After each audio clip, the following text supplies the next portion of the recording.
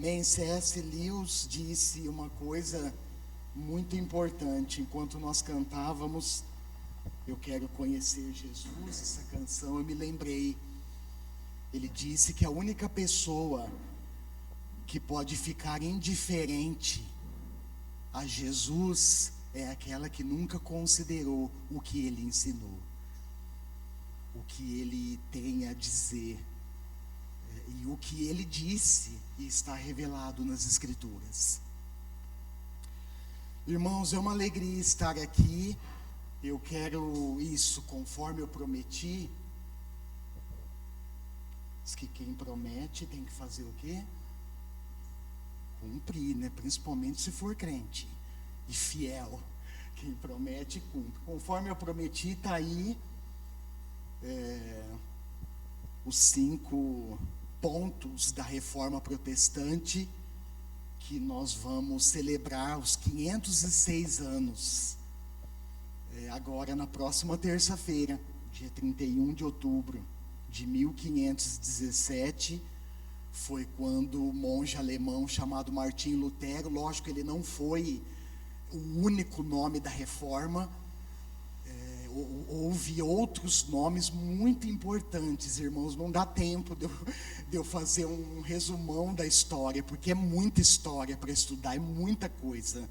Mas eu quero deixar um livro, eu quero fazer uma recomendação de um livro para vocês, assim que puderem adquirir e fazer leitura da editora Ultimato, A Reforma. Um dos autores desse livro é o meu mentor literário, o pastor reverendo John Stott. Ele escreve o 2º capítulo desse livro, um livro assim que conta na realidade também um resumo geral do que foi a Reforma Protestante. Então eu quero recomendar essa leitura para você, um livro curto e muito importante, que dá uma panorâmica importante sobre a Reforma. Fique de pé no seu lugar, mais uma vez, por favor. Eu quero, junto com vocês, ler o texto que foi o fio condutor para toda a Reforma. Esse texto de Romanos, capítulo 1. Abre comigo, por favor. Eu vou fazer leitura aqui na NVI. Mas se você não tiver a versão na NVI, por favor, fique à vontade para ler na versão que você tem disponível. Romanos capítulo 1, versos 16 e 17. Foi esse texto, irmãos, que através da iluminação do Espírito Santo, do agir do Espírito no coração de Martim Lutero, esse texto foi o start, foi o que abriu os olhos espirituais e o coração de Martim Lutero, para que ele então observasse a prática errada da igreja naquele período. E então ele se levantasse pelo poder da palavra e iniciasse esse movimento tão importante que nós conhecemos como Reforma Protestante. Vamos lá, Romanos capítulo 1, versos 16 e 17. Não me envergonho do Evangelho, porque é o poder de Deus para a salvação de todo aquele que crê, primeiro do judeu e depois do grego. Porque no Evangelho é revelada a justiça de Deus, uma justiça que do princípio ao fim é pela fé. Como está escrito, o justo viverá pela fé. O justo viverá por sua fé. Amém. Podeis assentar.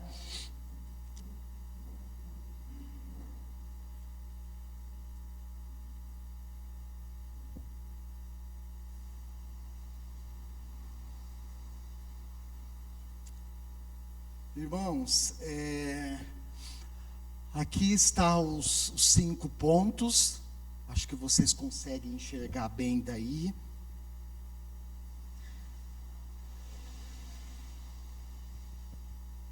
Vamos mencioná-los juntos também. Pode ficar sentadinho, não precisa levantar de novo, não. Vamos lá? Somente a graça, se você não quiser ler em latim, pode ler em português, tá bom? Somente a graça.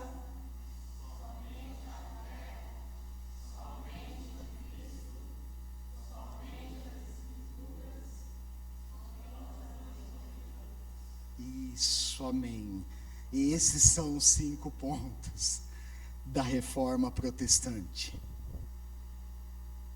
E o ponto de partida, irmãos, para a gente entender corretamente o que foi a reforma, pode dar mais um enter, Davi, por favor? Volta um, isso. Isso é uma imagem, uma figura de Lutero,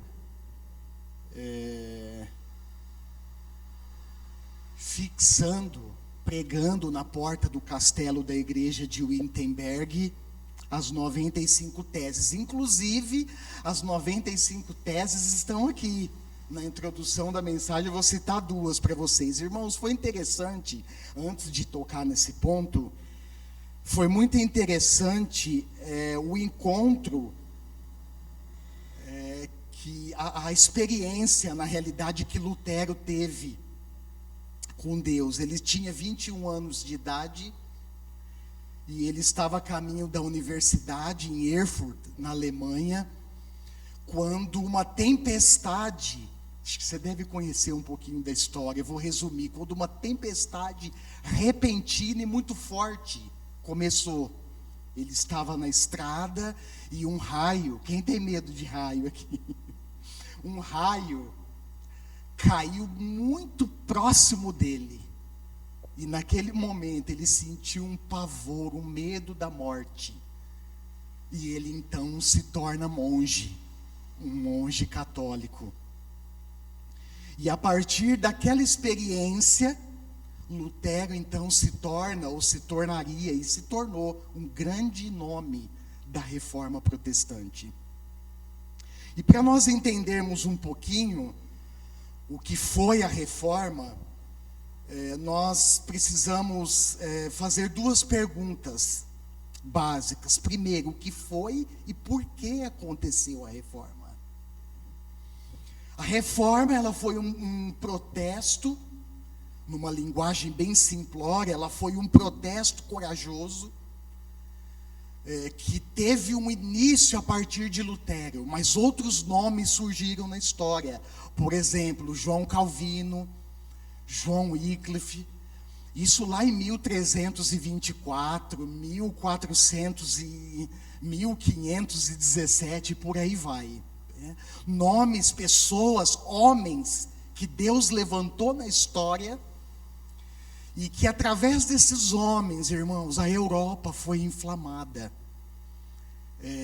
A Europa foi atingida por esse movimento de uma maneira assim, tão forte, tão espetacular, que virou o mundo de cabeça para baixo. Quando eu lembro da reforma, eu lembro do texto de Atos capítulo 2. Eu faço uma correlação com o texto de Atos, lembrando da história da igreja no primeiro século, que cheia do Espírito, cheia do poder do Espírito, e mergulhada na palavra de Deus, mudou o mundo, virou o mundo de cabeça para baixo. E o que Lutero fez? A partir de uma observação sincera da estrutura, da dinâmica que a igreja trabalhava naquele período, ele começou a questionar práticas negativas, como, por exemplo, a compra de indulgência. Dá mais um enter, filho, por favor. Então, antes de passar ao próximo, olha lá, foi um movimento positivo, porque, num primeiro olhar, quando nós estudamos um pouco da história da reforma, nós pensamos que foi um movimento negativo, e alguns assimilam esse movimento como uma cisão, um movimento de rompimento com o catolicismo romano, e na realidade, eu acredito que quando nós olhamos nós juntamos as peças da reforma. Eu não acredito que foi um movimento de rompimento, pelo contrário, foi um movimento corajoso de Lutero e de outros nomes, de se levantar contra práticas e questionar práticas negativas da igreja, como a compra de indulgências. Nós vamos ver daqui a pouco. Então, olha lá, foi um movimento positivo, especialmente porque foi um retorno em direção ao evangelho bíblico original e apostólico, que àquela altura estava enterrado debaixo de séculos de tradição humana, praticado pela Igreja Católica Romana. Os ensinos e as práticas humanas abusivas foram confrontados pela autoridade suprema das Escrituras. É desse ato, dessa postura corajosa, que começa então o movimento da reforma. Nós sabemos que Lutero, por causa disso, ele foi perseguido. Um dos líderes da igreja católica romana naquele período, começou a perseguir Lutero. Ele precisou sair de Wittenberg, precisou fugir de lá, porque ele corria risco de vida. Mais um, filho. Isso. E uma das práticas era a compra de indulgência. O que era isso? Basicamente a compra do perdão dos pecados. E quando a gente lembra desse episódio negativo na história da igreja, nós lembramos de uma pergunta importante: qual era o problema principal da compra de indulgência? O problema, irmãos, é que essa prática efetivamente substituía a necessidade do verdadeiro arrependimento.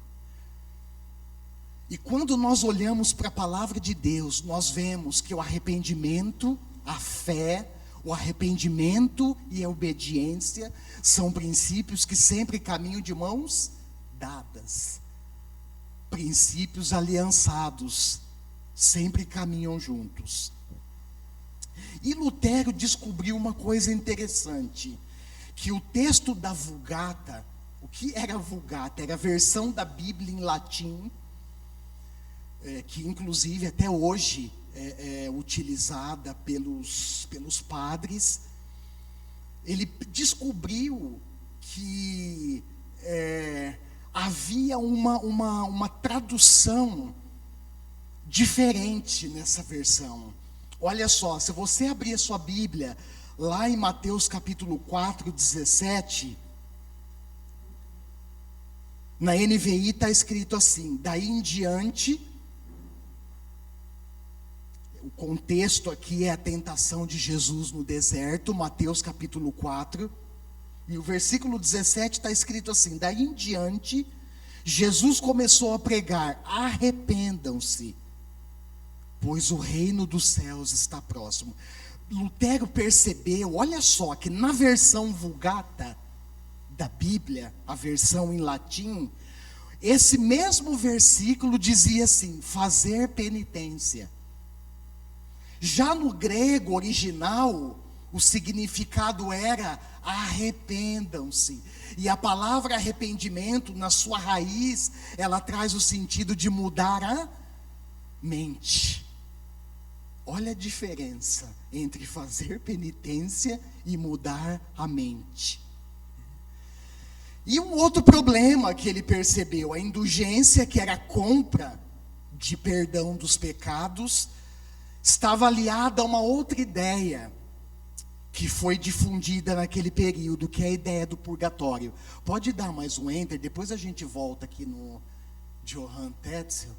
Isso, acho que a iluminação forte não dá para a gente visualizar muito bem, mas aqui é uma ilustração do purgatório, que era a ideia de um lugar intermediário, onde após a morte as pessoas ficariam e tinham a chance de serem purificadas aos poucos antes de irem definitivamente para o céu. E o negócio, irmãos, mexeu tanto com as pessoas daquele período, tanto que elas buscavam por meio de pagamento em dinheiro, olha só, acelerar o caminho para o céu, tanto para si como para as pessoas queridas. E muitas já tinham falecido. Então orações eram feitas pelos mortos, missas inteiras eram dedicadas às almas no purgatório. Inclusive, havia um negociante de indulgências, isso virou uma indústria de dinheiro na igreja. Pode voltar mais um, filho. Isso. Virou uma indústria, virou uma mina de dinheiro.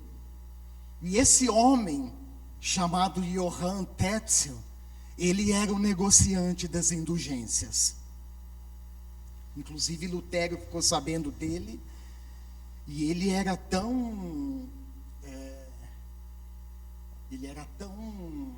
criativo, que ele anunciava indulgência por meio de músicas.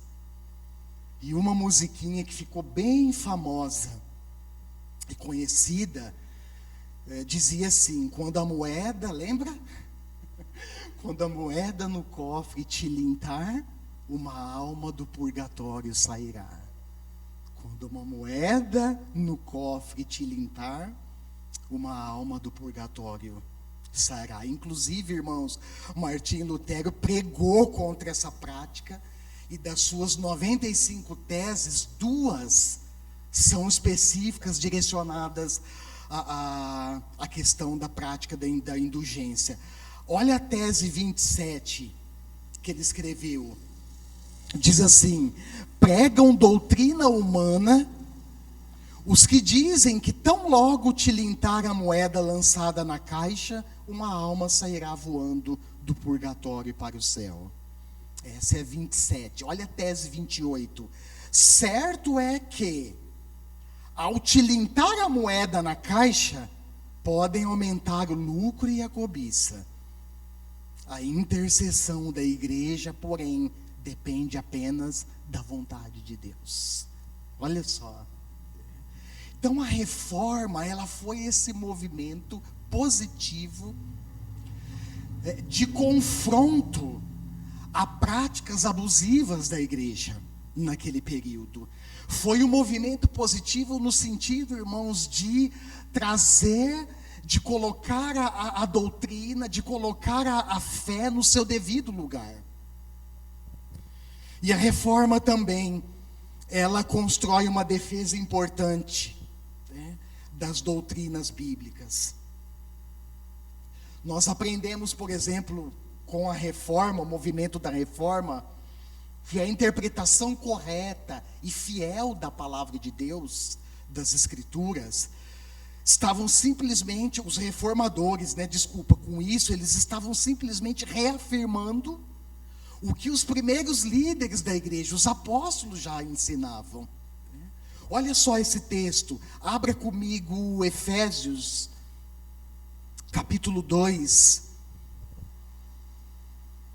O apóstolo Paulo, escrevendo aos irmãos que estavam em Éfeso,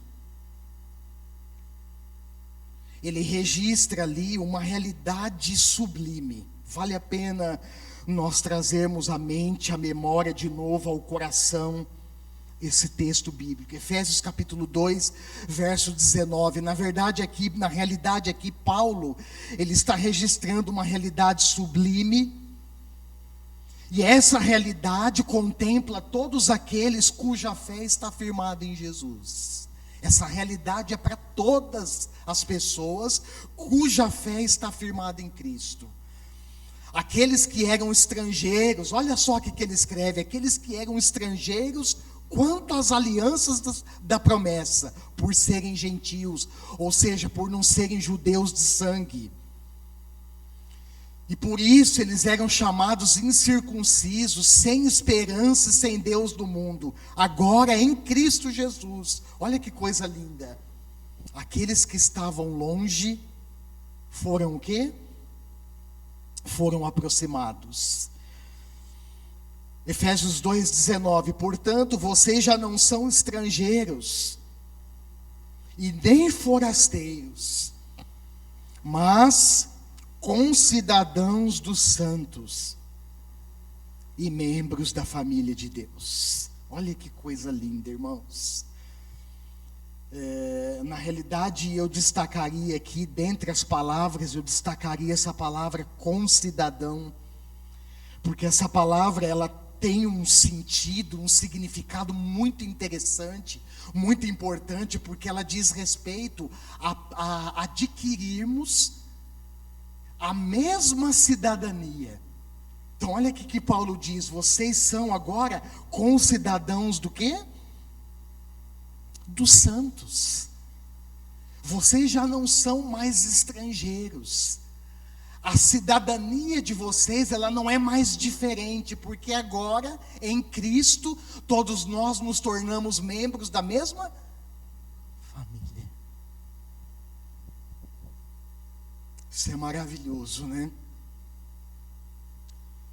Já não são estrangeiros nem forasteiros, mas concidadãos dos santos e membros da família de Deus. E o fundamento que garante essa sustentação e a edificação dessa grande família qual é? Olha o verso 20. O ensino dos apóstolos e dos profetas. É isso?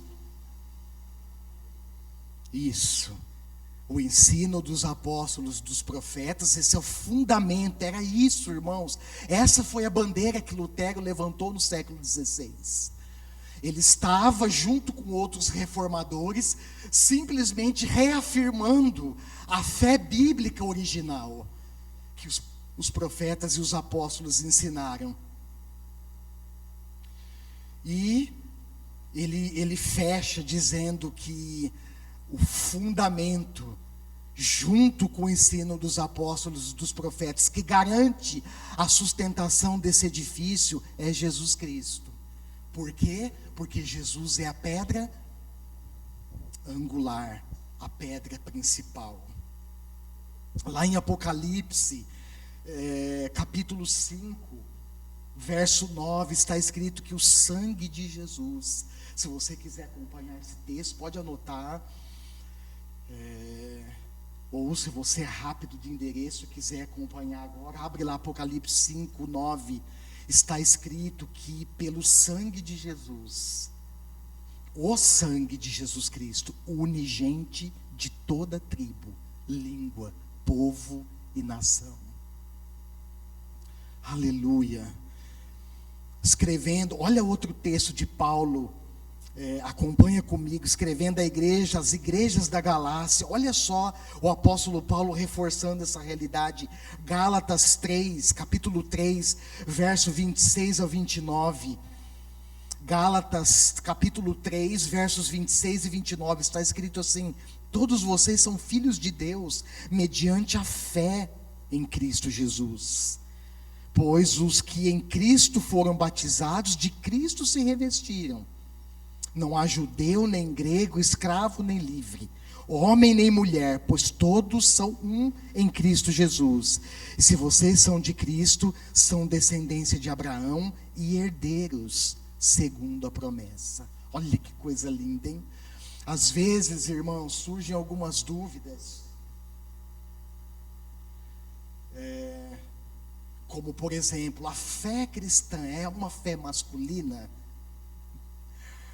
A fé cristã, irmãos, é a fé da Trindade, do Deus Pai, eu vou falar um pouco disso na conclusão, do Deus Filho e do Deus Espírito Santo. E a Trindade divina em si é perfeita, é completa. Então a fé cristã, ela é a fé da Trindade divina. E às vezes surgem perguntas do tipo assim, aqueles mais curiosos, né, que quer cavucar e às vezes fazer pergunta, tirar a pergunta de onde não existe. Pergunta assim: qual é a cor da pele de Cristo? Aí às vezes se baseiam em quadros, né, pinturas que as pessoas fazem. Ah, pastor, mas eu vi naquele quadro na casa da minha bisavó, a pele de Jesus era escura. Ah, fui na casa de uma tia minha, pintaram com a pele, era clara. Qual é a cor da pele de Cristo? Resposta: vamos no YouTube ou vamos no Google. Hoje é assim, né? A gente quer resposta, ao invés da gente ir para as escrituras, a gente vai no Google. Resposta: é só olhar para a sua igreja. Olha para a igreja de Cristo. Essa é a cor da pele de Jesus. Gente de toda tribo, língua, raça, nação, que um dia, irmãos, se encontrarão no céu. Se encontrarão no céu.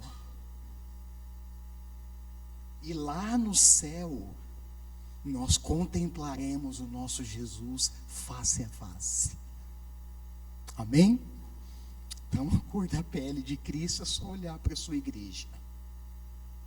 Uma outra pergunta, irmãos, importante nesse cenário é o que estava no centro da reforma. Eu sei que eu falei aqui que a reforma ela foi esse movimento positivo de aplicar devidamente as escrituras em um cenário obscuro e abusivo de práticas humanas abusivas na vida da igreja. Aliás, nós não podemos tampar o sol com a peneira, porque na história da igreja católica romana, na história da igreja protestante, ao longo dos séculos, na história do povo israelita, há momentos bons e há momentos ruins. Há histórias boas e positivas, mas há também, irmãos, história ruim e negativa.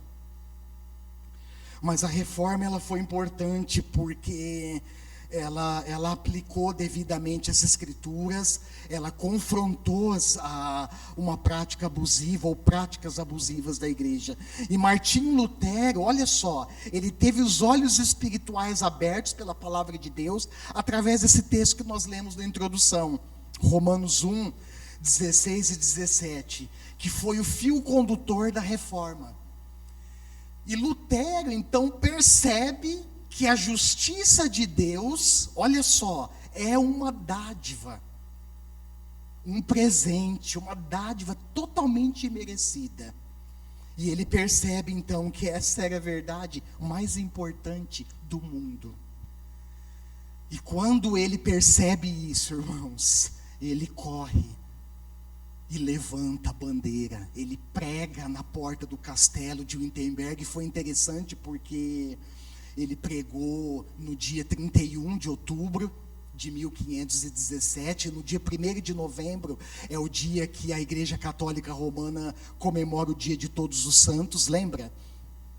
Isso tudo é história, viu, irmãos? Vale a pena depois estudar.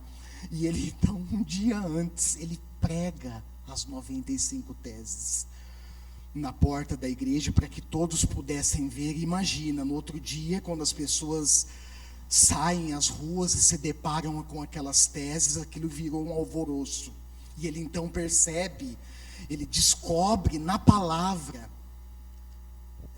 essa verdade mais significativa do mundo, que nós somos justificados pela fé em Jesus.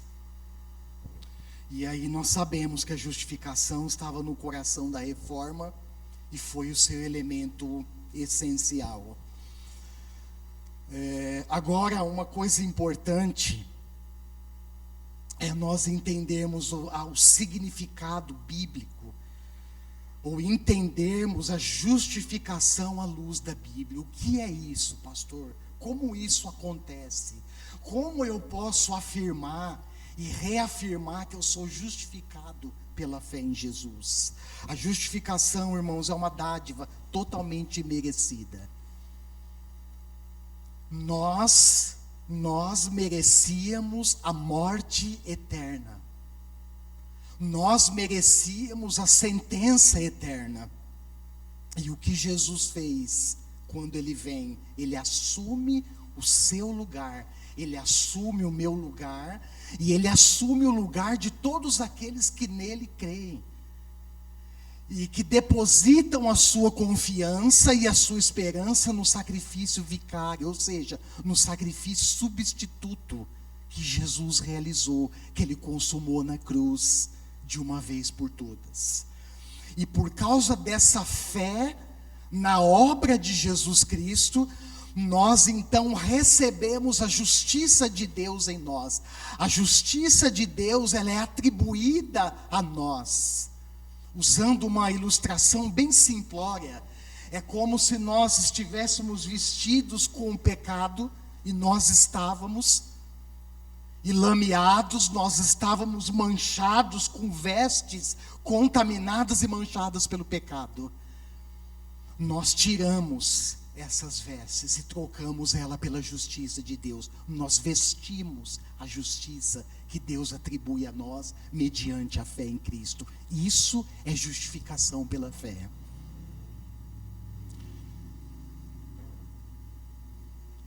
E isso é maravilhoso, irmãos, porque isso abre os nossos olhos, abriu os olhos dos reformadores para uma realidade bíblica que estava ali e simplesmente estava enterrada e negligenciada ao longo do tempo. Isso é maravilhoso, porque a justiça de Cristo é imputada sobre nós. Nós trocamos as vestes do pecado pelas vestes da justiça de Deus. E essa justificação que foi o centro da reforma, ela nos ajuda, ela está ligada aos outros princípios e nos ajuda a compreender os 5 solas da reforma. Essa justificação, vamos ver alguns textos para embasar isso. Essa justificação, portanto, é somente pela graça de Deus, sola gratia. Abre lá Romanos capítulo 3, o apóstolo Paulo de novo. Olha que texto, que palavra maravilhosa. Essa justificação, portanto, é somente pela graça. Não compramos justificação, é pela graça de Deus. Paulo vai escrever em Romanos: todos pecaram, todos, sem exceção, todos pecaram e estão destituídos da glória de Deus, sendo justificados gratuitamente por sua graça. Olha lá, Romanos 3, 21 ao 26. Mas agora se manifestou uma justiça que provém de quem? Que provém de Deus, independente da lei, da qual testemunham a lei e os profetas. Justiça de Deus, mediante a fé em Jesus Cristo, para todos os que creem. Não há distinção, pois todos pecaram e estão... Essa palavra destituídos, ela carrega o significado de separados. Olha lá, todos pecaram e estão destituídos, separados da glória de Deus. Verso 24, sendo justificados gratuitamente por sua graça, por meio da redenção que há em Cristo Jesus. Deus o ofereceu como sacrifício para propiciação. Essa palavra também precisa ser entendida por nós. O que era a propiciação? Era um ato realizado por meio de sacrifícios de animais, o chamado holocausto, ou seja, onde o animal era imolado, o sangue do animal era aspergido na base do altar, e aquele animal era oferecido totalmente queimado a Deus. Esse sacrifício no Antigo Testamento era denominado de propiciação, e era um sacrifício que desviava a ira de Deus do povo e proporcionava o perdão dos pecados. Olha o que Paulo está trazendo à tona aqui.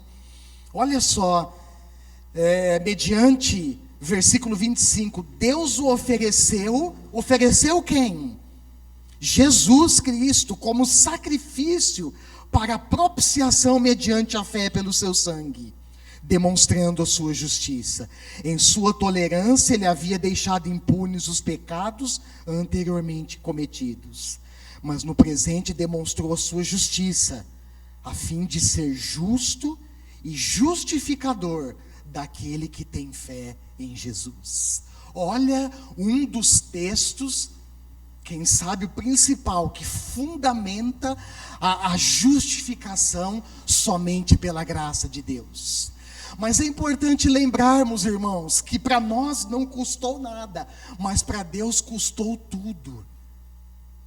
O que Ele tinha de mais precioso. Quem é pai e mãe aqui entende o que eu vou dizer agora. E avô também, né? E avó. Mas a figura de pai e mãe carrega um significado bem mais arraigado nisso que eu vou dizer. Os nossos filhos, irmãos, eles são preciosos para nós. Não são? Por exemplo, eu fico aflito, entristecido só de pensar ou observar os meus filhos, por exemplo, doentes. Essa semana a Esther ficou doente, precisou ir ao médico, faltou à escola, está sendo medicada, graças a Deus ela está melhor. Mas, irmãos, é uma angústia, é ou não é? Você vê um filho amuado, cabisbaixo, doente, é uma sensação assim horrível. Agora imagina o coração de Deus. Lá em João 3,16, o que está escrito? Porque Deus amou o mundo. A palavra mundo naquele texto se refere a toda a humanidade. A toda a humanidade. Que é uma humanidade ambígua. Concorda? O homem tem coisas boas, mas ele também tem coisas ruins. O meu coração, irmãos, nesses últimos dias está assim ferido, partido, por causa dessa guerra na Rússia, entre Rússia e Ucrânia, que por causa da guerra no Oriente Médio parece que está ficando uma notícia vaga. Mas o fato é que essa guerra entre Rússia e Ucrânia ainda não terminou. Muitas civis foram mortos, gente inocente, crianças, idosos, enfim. E essa guerra entre Israel e o grupo terrorista do Hamas, irmãos, quantas pessoas mortas. Então nós vemos nisso a maldade no coração do ser humano. Mas lá em João 3,16, a Bíblia diz: porque Deus amou o mundo, toda a humanidade. E isso inclui toda a humanidade. De tal maneira que Ele deu o seu único filho, para que todo aquele que nele crer não pereça, mas tenha vida eterna. Então, quando nós lembramos da justificação pela graça, Paulo vai escrever em Efésios 2, 8 e 9, que a nossa salvação é pela graça. Nós não podemos nos esquecer, irmãos, que ao ser humano cabe sempre uma resposta positiva a esse amor de Deus. E a Deus coube entregar em sacrifício substituto o seu único filho,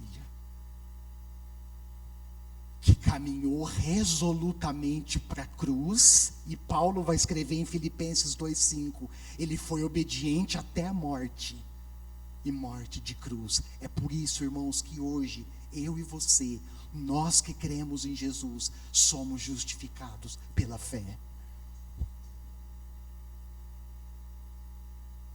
É por isso que no nosso coração, eu vou ler esse texto daqui a pouquinho, no nosso coração repousa, na nossa alma, lá dentro de nós, lá no âmago do nosso ser, repousa uma paz singular. Sabe quem proporciona essa paz? O sangue do Cordeiro de Deus que foi derramado na cruz.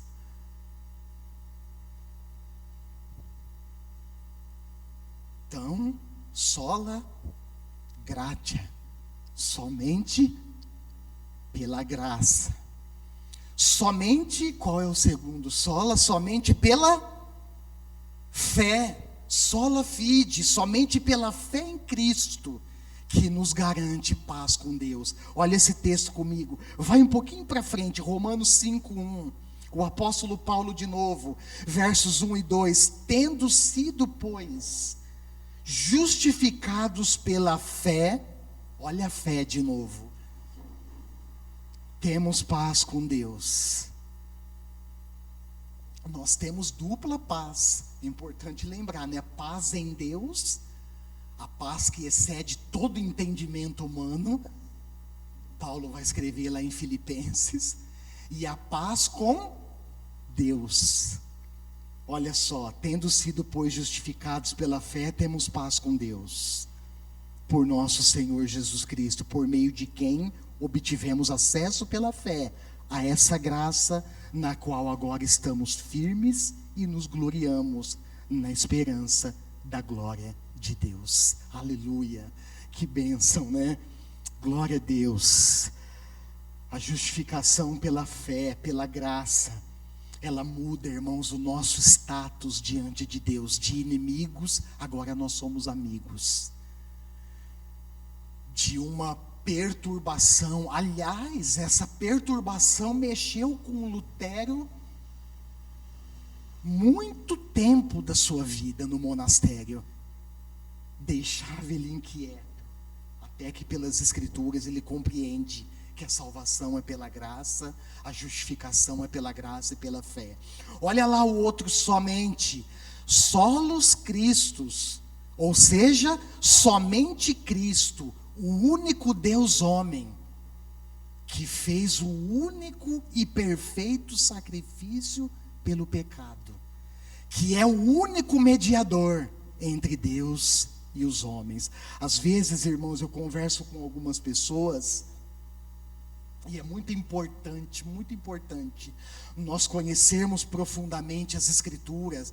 Nós temos uma boa base das Escrituras para respondermos com respeito, com humildade as questões que as pessoas trazem. Às vezes eu ouço questões do tipo assim: pastor, mas todos nós somos filhos de Deus. Aí eu falo: opa, pessoal do curso do batismo está aprendendo isso. Opa, o que diz em João capítulo 1, verso 11 e 12? Mas a todos que o receberam quem? Jesus Cristo, a segunda pessoa da Trindade divina, o Filho unigênito de Deus.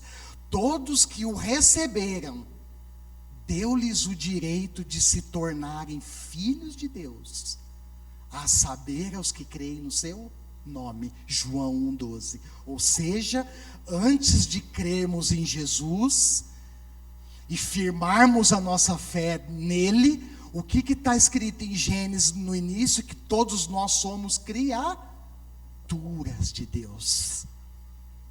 Nos tornamos filhos mediante a nossa fé em Jesus. Por isso, irmãos, é muito importante. E uma dos pontos da reforma foi esse: somente Cristo, o único Deus homem. A fé cristã, irmãos, é a fé do túmulo vazio. Eu entrei no túmulo, eu pisei os meus pés lá, e sabia que não haveria nenhuma surpresa, porque o Jesus que nós cremos, ele ressuscitou. Ele é o único.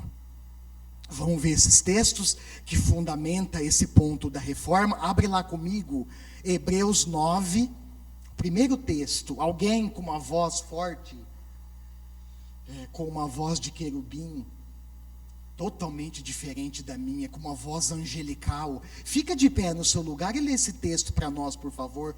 Olha só, Hebreus 9, 11 ao 15. O que está escrito lá? Hebreus capítulo 9, versos 11 ao 15. Vai lá.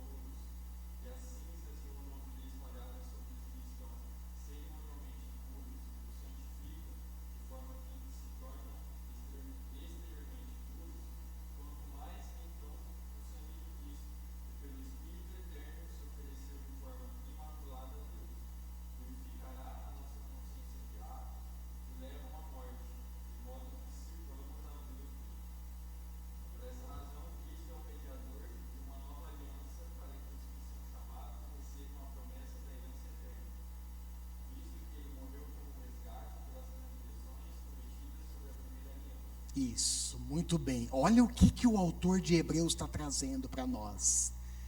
Ele está trazendo a realidade da antiga aliança. O que acontecia na antiga aliança, irmãos? Olha aí no texto.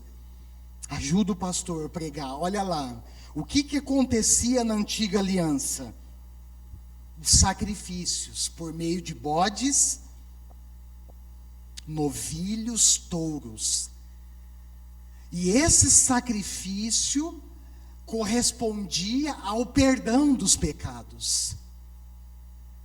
Mas esse sacrifício, comparado ao sacrifício definitivo que foi feito na nova aliança, qual foi o sacrifício definitivo feito na nova aliança? O sacrifício do Cordeiro de Deus, de Jesus Cristo. E o que os sacrifícios do Antigo Testamento resultava em perdão temporário, o autor está dizendo que agora em Cristo, o seu sacrifício, ele foi definitivo. E ele contribui para a nossa eterna redenção. A palavra redenção carrega em si o sinônimo de libertação. Em Cristo, nós somos totalmente livres, totalmente libertos. É isso que ele está trazendo à realidade. Os sacrifícios da antiga aliança eram simplesmente uma sombra, representava uma sombra de uma realidade sublime, que seria consumada lá na frente. E essa realidade é o sangue de Jesus, que foi derramado uma vez por todas. Por essa razão, olha o versículo 15. Cristo é o mediador de uma nova aliança para os que são chamados, para que os que são chamados recebam a promessa da herança eterna, visto que ele morreu como resgate pelas transgressões cometidas sob a primeira aliança. Ou seja, o sangue de Cristo é totalmente suficiente para nos purificar dos nossos pecados, irmãos, e para nos garantir a redenção eterna. Amém? Somente Cristo. Olha outro texto, Hebreus, ainda em Hebreus capítulo 10, verso 10, olha o que está escrito lá.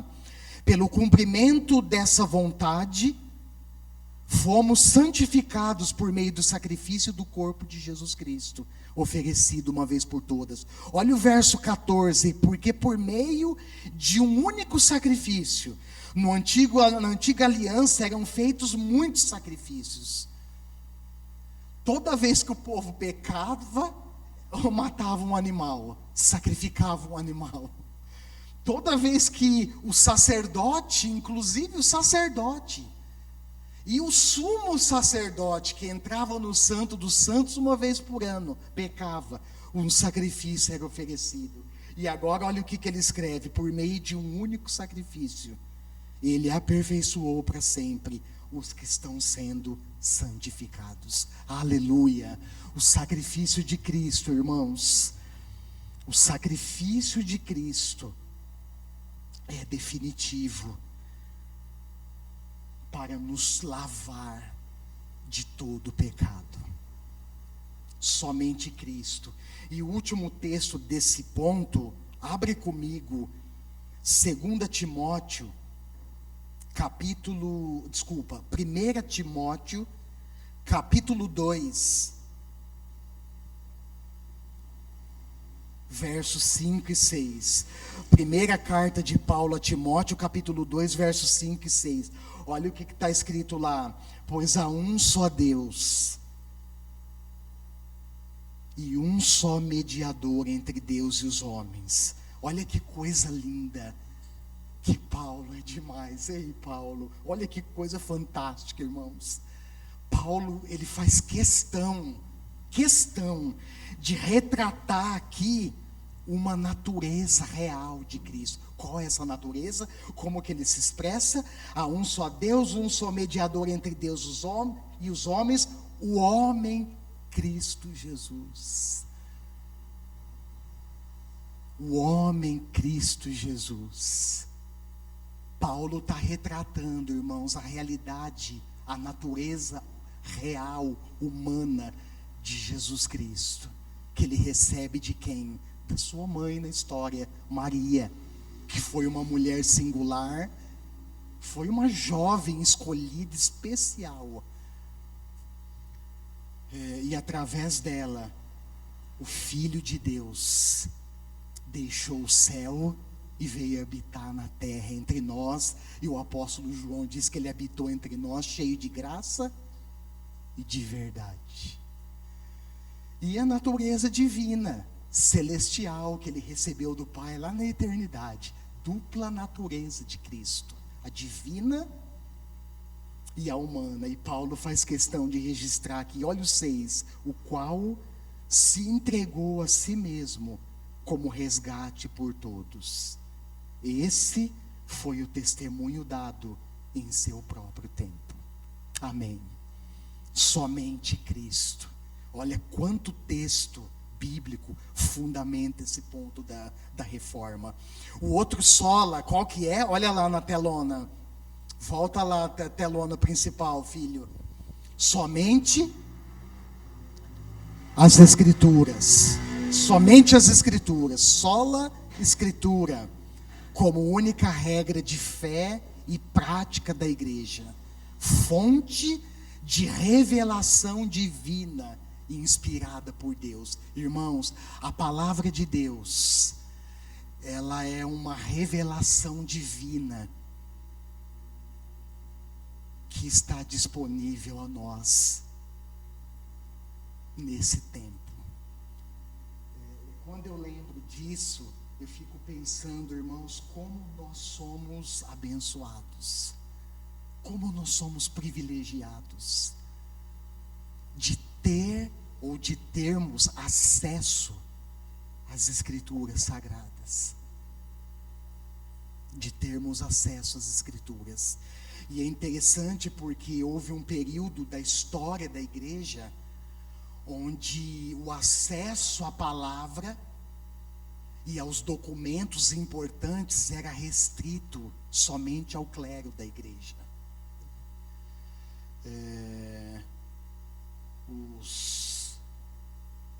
Como é que nós usamos a expressão? Os leigos não tinham acesso. E foi muito legal, interessante pensar e importante lembrar disso, porque no período que Lutero se escondeu, foi aproximadamente 10, 11 meses que ele ficou refugiado, escondido. Sabe o que ele fez, irmãos? Ele traduziu o Novo Testamento do grego para o alemão. E quando ele fez isso desencadeou entre os reformadores esse movimento de traduzir a palavra de Deus, o Novo Testamento, que foi escrito no grego, para a língua original. Depois João Calvino fez isso, e outros nomes na história. E com isso, a palavra de Deus, que estava restrita ao clero, ela começa o quê? Ela começa a ganhar espaço na sociedade. As pessoas começam a ter acesso ao Novo Testamento na sua própria língua, e eles começam a ler e estudar as Escrituras. Irmãos, eu fico pensando como nós no Brasil, nós somos privilegiados. E às vezes eu costumo comentar isso. Eu já estou partindo para o final aqui, irmãos. Daqui a pouco eu termino. Eu costumo dizer isso. Eu falo que muitas vezes, irmãos, nós não valorizamos os privilégios que nós temos como igreja. Nós temos acesso, às vezes, enquanto a igreja em vários países, principalmente do Oriente Médio, eles estão arrancando as páginas da Bíblia. Essa semana, Kemi, eu vou deixar. Não precisa, Kemi. Eu ia arrancar João capítulo 1 e deixar para você. Semana que vem você me devolve, a gente reveza. Não precisa, porque cada um de nós temos a nossa Bíblia. E eu fico pensando, irmãos, quantos de nós valorizamos isso? Quanto tempo, eu sei que isso é uma regrinha básica, é o beabá da fé cristã. Quanto tempo, irmãos, nós investimos em leitura. E eu tenho falado isso para a turma do curso do batismo. Não é só leitura bíblica, é leitura e meditação nas Escrituras. É ler e estudar a Bíblia com o seu caderninho e com a sua caneta na mão, é anotar os textos, é fazer pergunta para a Bíblia, é levantar questionamentos saudáveis a partir das suas dúvidas. E eu fico pensando, irmãos, quanto tempo nós investimos em leitura bíblica ao longo da nossa semana. Você quer ver, irmãos, dar uma facada no meu coração quando eu vou visitar alguém, e aí eu vou na casa da pessoa, tem a Bíblia aberta, né, lá. A Bíblia. Qual que é o Salmo mesmo? 91 ou 90? Às vezes no 23 e às vezes no 91. Aquele que habita no abrigo do Altíssimo e descansa à sombra do... Aí você vai, olha, você está lá. Se tiver teia de aranha, para não passar vergonha, né, pessoa? Antes de se olhar, precisa dar uma passadinha, passa a mão rápido, tira a teia de aranha. Mas eu fico pensando, irmãos, quanto tempo, para aí, pensa, nós investimos em leitura. Pastor, eu sei disso. Eu sei, irmão. Eu sei, irmã, que você sabe. Mas saber é uma coisa e praticar é outra, totalmente diferente. Somente as Escrituras. Olha, Paulo de novo. Olha o que ele escreve. Olha a realidade que o apóstolo Paulo traz sobre as Escrituras.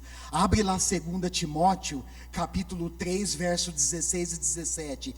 Esse texto é aquele texto que nós decoramos lá na escola bíblica. 2 Timóteo, capítulo 3, versos 16 e 17. O que está escrito lá? Toda a Escritura é inspirada por Deus e útil para o ensino, para a repreensão, para a correção e para a instrução na justiça, para que o homem, e a mulher de Deus também, viu? Para que o homem de Deus seja apto e plenamente preparado para toda boa obra. É a Bíblia que corrige a nossa conduta, irmãos. É a Bíblia que nos repreende por meio do Espírito Santo. É a Bíblia que nos disciplina, é a Bíblia que nos coloca no eixo, é a Bíblia que nos ensina a viver nesse mundo caótico, é a Bíblia que nos ensina como administrar os recursos financeiros, como administrar a nossa família, como instruir os nossos filhos, como ser nos nossos negócios, no nosso trabalho, na nossa vida cotidiana. Está aqui, é a palavra de Deus.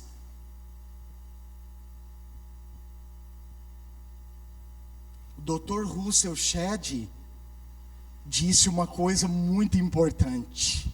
Ele disse assim: nós temos muitos problemas, só não sabemos que na Bíblia está a solução. Às vezes, irmãos, nós vivemos num período tão difícil, tão conturbado, e eu poderia citar aqui alguns movimentos atuais, como por exemplo o movimento do relativismo. Nós falamos aqui, onde as pessoas acreditam que não existe uma verdade substancial, uma verdade concreta. E também, irmãos, onde nós temos dado mais ouvidos aos entretenimentos da internet, do que na palavra de Deus.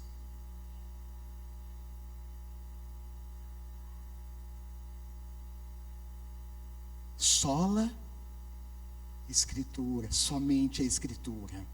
E Hebreus 4:12, eu também não poderia deixar de ler esse texto. Olha o que está escrito lá: pois a palavra de Deus é viva. Está diante de você, não são apenas letras, irmãos. Bom, eu depois que fui para Jerusalém, quando eu abro a Bíblia para ler, eu vejo cores, eu vejo lugares, eu vejo um monte de coisa, irmãos, que eu não via antes. Por quê? Olha lá, a palavra de Deus, ela é viva. Ela é eficaz e mais afiada que qualquer espada de 2 cortes. Imagina uma espada que tem corte dos 2 lados. Ela penetra até o ponto de dividir alma e espírito, juntas e medulas, e julga os pensamentos e as intenções do coração. Somente as Escrituras. E por último, antes de entrar aqui, de fazer uma transição para a conclusão, glória somente a Deus, só lhe deu glória. Ou seja, pela criação, pela redenção e pela salvação. E tem um texto, irmãos, que eu achei na Bíblia. Abre comigo, Isaías 42:8. Não dá tempo aqui, porque precisa olhar todo o contexto de Isaías, estudar o capítulo 40, o capítulo 41, o capítulo 42, o 43 e assim vai.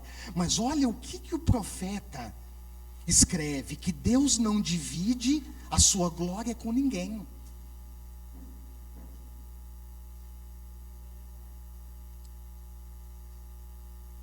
Abra esse texto comigo, Isaías 42, verso 8. Olha o que está escrito lá: eu sou o Senhor, este é o meu nome, não darei a outro a minha glória, nem a imagens o meu louvor. Somente a Deus a glória, irmãos, pela sua criação, redenção e salvação. Deus não divide a sua glória com homens. Deus não divide a sua glória com ninguém. Ele é soberano. E Paulo, para fechar aqui, olha Paulo de novo escrevendo aos Romanos, capítulo 11, verso 33 ao 36. Olha o que está escrito lá, Romanos 11, 33 ao 36. Ó profundidade, é um hino de louvor, olha só: ó profundidade da riqueza, da sabedoria e do conhecimento de Deus, quão insondáveis são os seus juízos e inescrutáveis os seus caminhos. Quem conheceu a mente do Senhor? Ou quem foi o seu conselheiro? Quem primeiro lhe deu para que ele o recompense? Pois dele por Ele e para Ele são a glória, são todas as coisas. A Ele seja a glória para sempre. Amém e amém. Aleluia. E eu quero fechar, irmãos, eu quero concluir. Primeiro, dizendo que o dia 31 de outubro de 1517 precisa ser celebrado por nós. Quando você vem para a igreja e olha a nossa fachada ali, igreja evangélica, tem uma palavra ali importantíssima que foi configurada na história. Essa palavra é a palavra evangélica.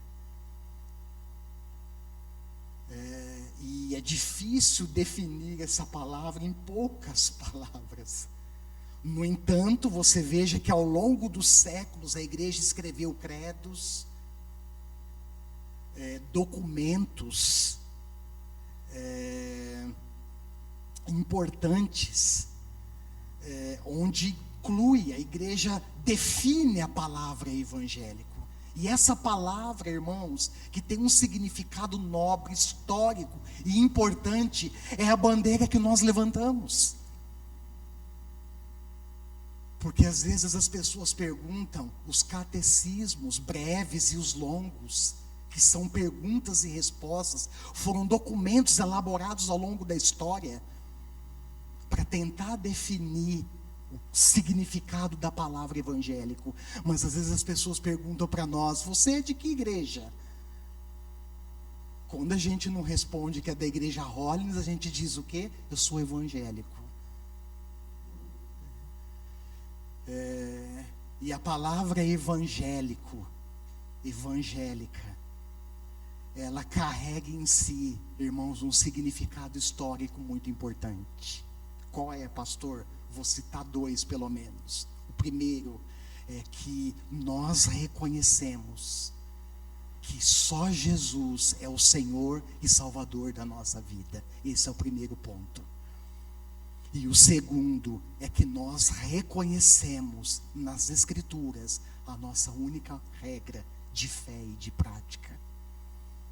Qual o problema dos nossos dias? Não dos nossos dias, de longa data, mas ainda culmina nos nossos dias. É que muitos cristãos apenas se autodenominam evangélicos. Acho que muitos irmãos não conhecem nem o significado histórico da palavra. Onde surgiu, pastor? Lá no século XVI. Através de Martinho Lutero, João Calvino, John Hus, John Wycliffe e tantos outros nomes, irmãos. Tem uma lista aqui no livro, eu não vou me lembrar de todos. Ultimamente o pastor está esquecendo tanta coisa. Tantos homens que levantaram a bandeira que hoje nós carregamos. Nós somos, e falamos isso com o peito estufado, né? E tem que ser com o peito estufado mesmo. Nós somos evangélicos. Nós carregamos a bandeira de que Jesus Cristo é o único Senhor e Salvador. Está estampado nessa bandeira que as Escrituras é a nossa única regra de fé. Então eu não poderia encerrar, irmãos, sem registrar a minha gratidão. Dia 31 de outubro, quando eu levantar, pode ter certeza. Primeira coisa, Senhor, obrigado pela história da sua igreja ao longo dos séculos. Obrigado, Senhor, por homens e mulheres que o Senhor levantou e continua levantando, irmãos. Como nós precisamos de Martinhos Luteros nesse tempo. Eu registro a minha gratidão e minha admiração a esses homens que, além de difundir o termo evangélico, que infelizmente é apenas nominal para muitos, inclusive isso é um fenômeno trágico que tem acontecido nas igrejas cristãs. Hoje, por exemplo, ser evangélico é moda. Mas no tempo do Império Romano, ser evangélico significava ser entregue aos leões no Coliseu. Esses homens, irmãos, deixaram bastante claro que a fé evangélica, grave isso, é a fé cristã em sua forma original e autêntica, ensinada pelos profetas, pelos apóstolos, tendo Jesus Cristo como a nossa pedra angular, nossa pedra de esquina. Eles deixaram claro, irmãos, que não estavam ensinando nada novo. Um dos confrontos para Lutero foi que eles estavam trazendo um ensino novo. Lutero responde: não, não é nada novo. É um ensino antigo. Nós só estamos reafirmando o que as Escrituras, pelos profetas e pelos apóstolos, nos ensinam. A reforma, irmãos, foi um movimento necessário de retorno para as Escrituras. E se tem uma coisa, irmãos, que eu tenho pensado nesses últimos dias, no tempo atual que nós estamos vivendo, é que a igreja precisa urgentemente voltar-se para as Escrituras. O que eu quero dizer com isso? Não estou querendo dizer, irmãos, que é decorar os textos bíblicos. Eu não estou dizendo apenas que é pegar o seu, como é que é o nome lá do negocinho? Para marcar os versículos, 3 capítulos que a gente lê por dia. Oi? Isso, o programa de leitura bíblica. Não estou dizendo que é pegar o programa de leitura bíblica, isso é importante. Bom, hoje eu vou ler 3 capítulos, apesar de se eu não ler, estou deixando de cumprir minha obrigação. Eu leio lá rapidinho, marco os 3 xixinhos e saio... e saio sorrindo. Opa, beleza, cumpri minha tarefa hoje. A minha obrigação diante de Deus está feita. Não é isso, irmãos. O que eu estou querendo dizer para vocês é que vocês, nós precisamos viver as Escrituras. Irmãos, há uma urgência de um retorno para as Escrituras. Ou seja, a reforma continua. E daí surgiu o lema da reforma. Lembra? Vamos ver, quem tem memória boa vai ajudar a lembrar. Igreja reformada, sempre se reformando, de acordo com a palavra de Deus. A fé evangélica, irmãos, reconhece a autoridade das Escrituras. E não só reconhece, como tem um compromisso de obedecer a palavra. Olha o que Jesus disse para os discípulos num dos seus discursos de despedida lá no cenáculo, João 14,15: se vocês me amam, obedecerão aos meus mandamentos. Amamos a Deus, sabe como? Não é com conversa fiada, não, irmãos. Nós amamos a Deus quando nós obedecemos a sua palavra. E eu tenho falado aqui para vocês, obedecer a palavra de Deus, irmãos, é muito difícil. Esses dias eu ouvi um testemunho que me deixou impactado.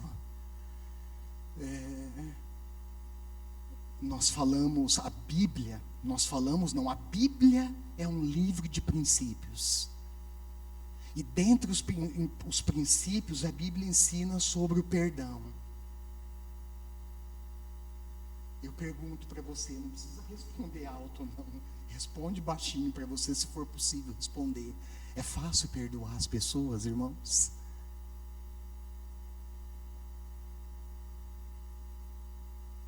Às vezes acontece uma desavença aqui entre nós. Um bochicho, um negocinho ou outro. Em misericórdia.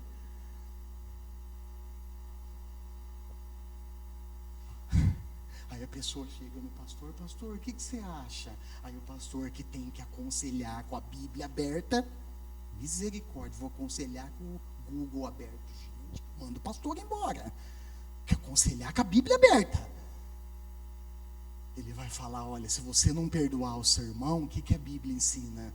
Aquele que não perdoa, não recebe o perdão de Deus. Ah, pastor, aí vem os as. Dá não.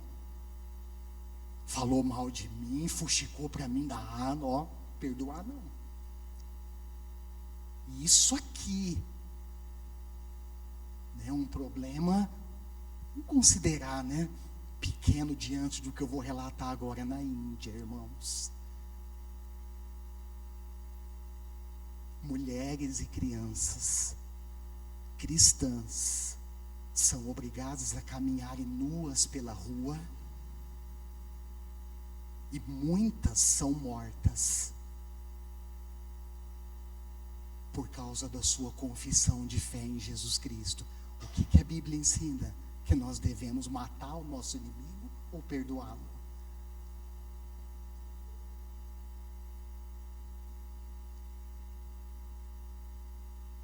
É fácil perdoar nesse contexto? O que você faria? Ah, pastor, eu matava a pessoa. Meu irmão, mas a Bíblia não ensina isso. Irmãos, quando eu ouvi isso, eu fiquei assim, impactado. Porque na hora eu pensei nos meus filhos, na minha esposa. O que eu faria? O que você faria num contexto desse? Irmãos, no Brasil,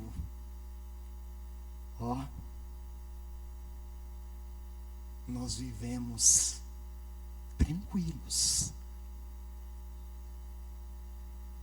E às vezes nós não somos capazes. Vivi uma realidade dessa essa semana, de perdoar o outro. E aí sabe o que nós fazemos? Nós, às vezes, inconscientemente anulamos a cruz de Cristo a partir do nosso próprio orgulho e coração humano duro, e simplesmente fazemos assim para a igreja de Cristo: até logo, vou procurar outra comunidade.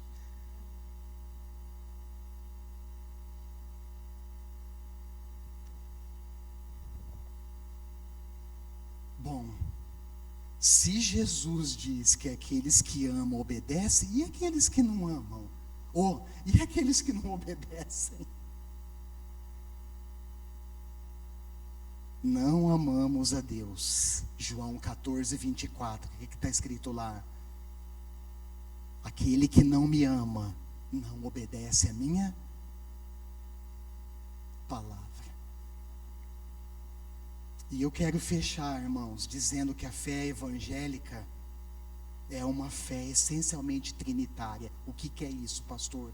Nós cremos em Deus Pai, Deus da criação, da aliança, da revelação. Nós cremos em Deus Filho, que é singular em sua pessoa, em sua obra e na sua salvação. E nós cremos no Deus Espírito Santo, que a Bíblia descreve como o Espírito da vida, o Espírito da verdade, o Espírito da comunhão, o Espírito da santidade que está atuando na sua vida.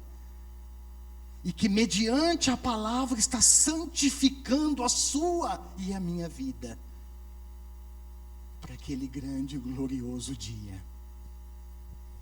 E eu fecho dizendo, irmãos, que a reforma não pode acabar. Ela deve ser uma bandeira evangélica visível, destacada e especialmente observada pelos de fora, através do comportamento diferente daqueles que confessam essa fé. Sempre que obedecemos o Evangelho, a igreja o torna mais atraente. Só que o processo contrário também emite uma verdade, uma mensagem negativa. Sempre que desobedecemos ao Evangelho, o tornamos menos atrativo. Como Paulo disse em Filipenses 1:27, exerçam a sua cidadania de maneira digna do Evangelho de Cristo. Feche seus olhos por um instante.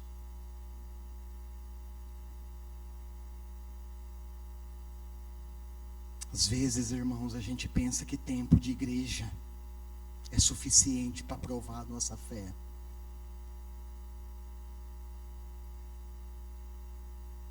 Mas o que autentica a nossa fé é a nossa obediência.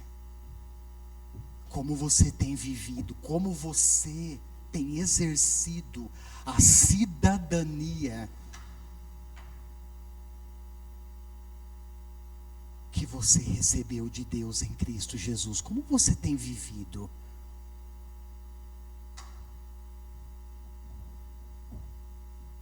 Como o Evangelho tem se tornado visível através do seu comportamento?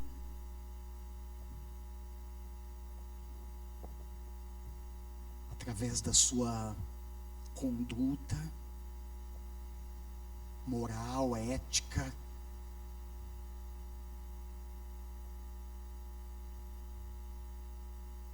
Como as pessoas têm visualizado o Evangelho em você, através da sua vida? É uma pergunta, irmãos, que nós precisamos avaliar à luz da palavra de Deus e respondê-la.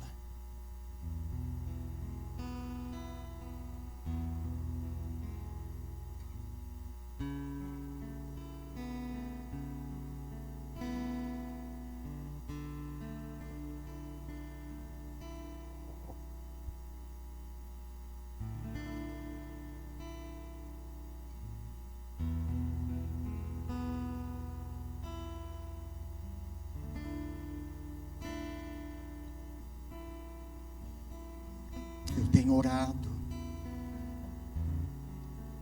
tenho procurado aplicar e vivenciar a palavra, essa palavra viva, como o autor de Hebreus escreve no capítulo 4, verso 12, palavra viva, eficaz, mais cortante do que uma espada de 2 cortes. Eu tenho procurado, irmãos, aplicar essa palavra na minha vida. Não é fácil, mas tem sido a minha busca e desenvolvimento diário.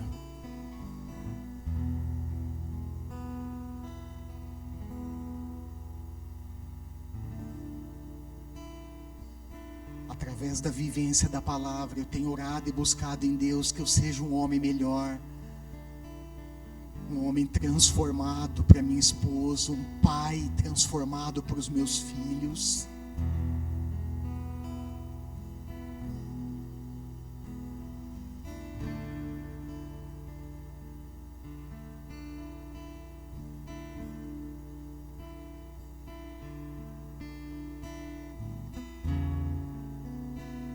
Palavras e obras precisam caminhar juntas.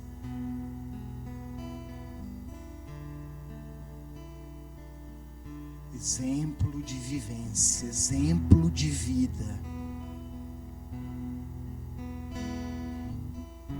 Viver de fato como concidadão dos santos, de maneira digna do Evangelho, é o que torna a igreja atraente, o Evangelho atraente. Não só isso, irmãos,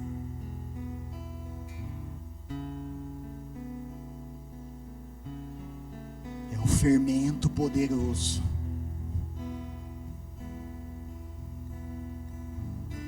que pode mudar o mundo à nossa volta. Senhor, obrigado por tua presença aqui tão marcante, tua presença aqui tão perceptível. O Senhor está aqui entre nós. Obrigado por tua presença gloriosa, santa. Obrigado por tua palavra. Nós nos alegramos nessa noite juntos.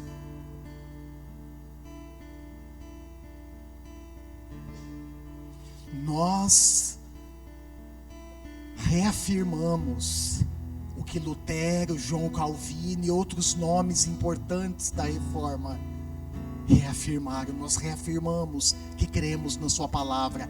Ela é a única regra de fé e de prática para a igreja. Nós sim, Senhor, levantamos a bandeira do protestantismo nos dias atuais.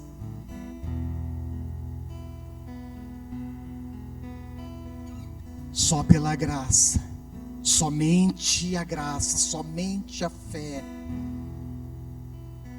somente Cristo, somente as Escrituras e somente a Deus a glória.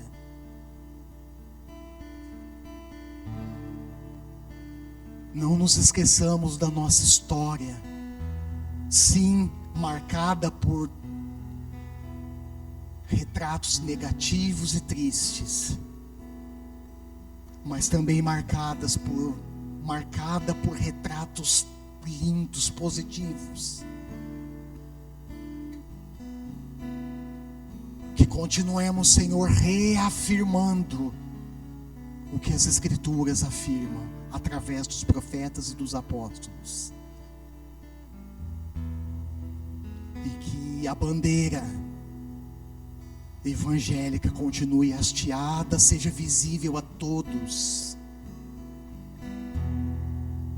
especialmente pelo jeito diferente, pela nova vida, pela transformação que o Evangelho é capaz de produzir em nós.